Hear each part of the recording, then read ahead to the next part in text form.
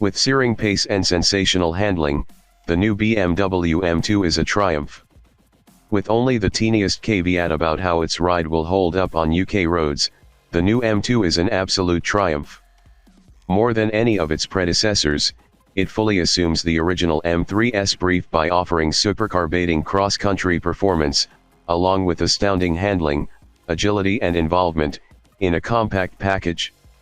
We're not about to call a £66,000 car cheap, but the M2 is such a wonderfully pure distillation of M's magic, and BMW's six-cylinder power, that we feel obliged to say it appears remarkably good value.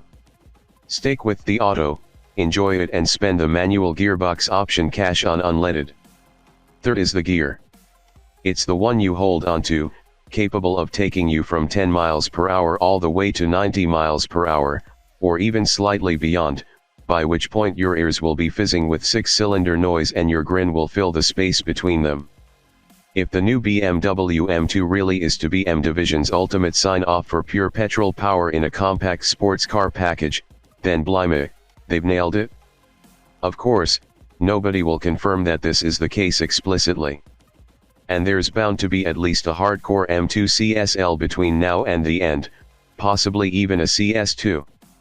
But the basic principle probably holds true, just like its rivals Mercedes and Audi. BMW is not immune to the need to stick complex hybrid and pure electric powertrains into its cars, and its M Performance sub-brand can't avoid that trend forever either. This is our first chance, then, to see if what could well be the M2's final chance stacks up on the road. The recipe looks promising. The new G87 generation of M2 gets its own take on BMW's S58 codenamed 3.0-liter twin-turbocharged motor, producing 453 bhp and 550 nanometers of torque. That power figure is about 50 bhp up on the previous M2 competition's benchmark, and the performance figures are a smidgen more punchy as a result. 0 to 62 miles per hour takes 4.3 seconds if the car is equipped with a 6-speed manual gearbox, a 545 pounds option in the UK, and 4.1 seconds with the new 8-speed automatic. It's about 10 seconds faster around the Nordschleife too, if that sort of thing matters to you. The chassis, meanwhile, has a longer wheelbase than the old M2's, but at 2,747 mm, it's still 11 centimeters shorter than the current M4 Coupe's. Significantly, though, the new M2 matches that car's front and rear track widths to the millimeter. There's also an active M differential and adaptive suspension. Not that our first hour behind the wheel of the M2 gives us a chance to really exploit these improvements. We're restricted to American freeway, and the car feels pretty unremarkable at a steady cruise. There's a fair bit of road noise coming up from the wide tires, 275/35 ZR19s at the front, 285/30 ZR20s at the rear, and no matter which suspension setting we choose, we feel distinct hops as the car crosses expansion joints in the surface beneath. It has us wondering whether the even worse surfaces in the UK might make the chassis settings a teeny bit wearing on longer journeys. The engine, though, feels like it has that wonderful tractability of an oversized, turbocharged unit in a relatively small vehicle. You can be fabulously lazy with it if you so want, letting the revs drop to not much over 1,200 RPM before riding a wallop of torque that comes in soon after.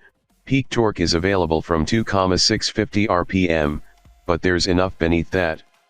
It sounds good, too, polite enough when you're on part throttle, but happy to provide a soundtrack if you push the pedal down a little further. There's a gravelly rasp to the exhaust note, and it's delivered in a crisp, clean fashion, instead of being muddled by any resonance in the system or the body. We haven't even reached a proper stretch of driver's road and yet we already know the S58 is a peach in this installation. We're driving the manual today, and as we peel off the interstate and the traffic thins out, it becomes clear that while the gearbox is primed to deliver what purists would term involvement, the art of heeling and towing, the ultimate control of when another gear is to be selected, the unit itself is actually a teeny bit clunky. It's not badly engineered by any means, but BMW's boffins were clearly given the brief of producing a transmission that can cope with a significant amount of power and torque, and the robust mechanicals required for this mean a longer throw than we'd like and a heavier, slightly notchy shift to match. Within only a few miles, in fact, we realized that the gearbox, and our interactions with it, are the limiting factor within the package. Because frankly, the engine and chassis are epic. There's an incredible sharpness to how the M2 turns in and stays balanced through the corners, but also, and here's where it probably gains over larger M models, how it's happy to snap back in the opposite direction if you want it to. We find a canyon road strewn with washed out gravel patches, and punctuated by crests followed immediately by adverse camber turns. It's the sort of terrain that would flummox many a performance car, but the M2 smashes it, in a manner, we'd argue, that's even more convincing than its predecessor would have managed. Even so, we suspect that the 6 ratios, including the aforementioned third, aren't showing the M2 in its best light.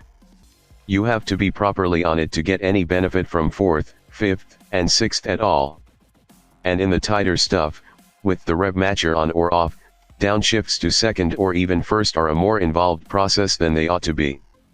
Sports car aficionados may want to look away now, but subsequent mileage in the automatic confirms our suspicions.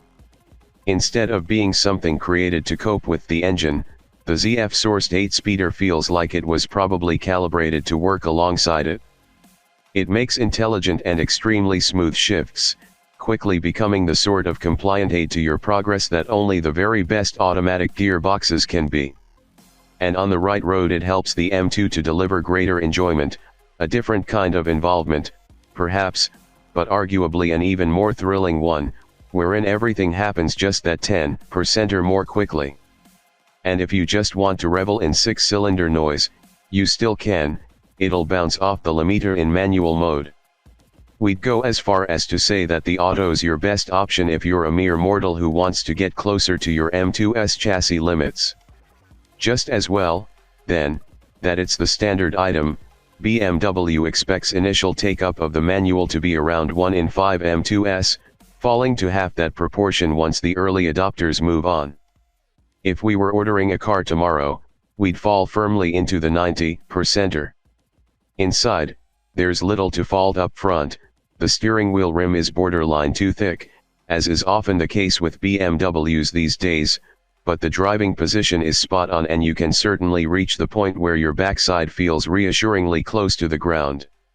While there's a smidgen more room in the rear than in the last M2, however, this is still not a vehicle that 4 adults will really use comfortably. The boot capacity is 390 liters, so VW Golf-sized, albeit with a saloon-esque loading aperture, and you can fold down the rear seats in a 40/20/40 split if you want to load longer, but hardly taller, items. BMW UK has taken a few of the choice options offered globally and rolled them into the standard kit list, so the M2 has a decent spec for a performance car costing just over £60,000. A carbon fiber roof is included here, for example, along with M carbon fiber interior trim, M sport seats, a head-up display and a Harman Kardon audio system. And that's on top of what is already a more generous equipment list than on the last M2, with electric front seats, the adaptive suspension and a rear view camera all thrown in. Model: BMW M2. Price: from £65,885. Powertrain: 3.0-liter twin-turbo 6-cylinder petrol. Power/torque: 453 bhp/550 Nm. Transmission: 8-speed automatic, rear-wheel drive. 0 to 62 miles per hour. 4.1 seconds. Top speed: 177 miles per hour, M race track pack.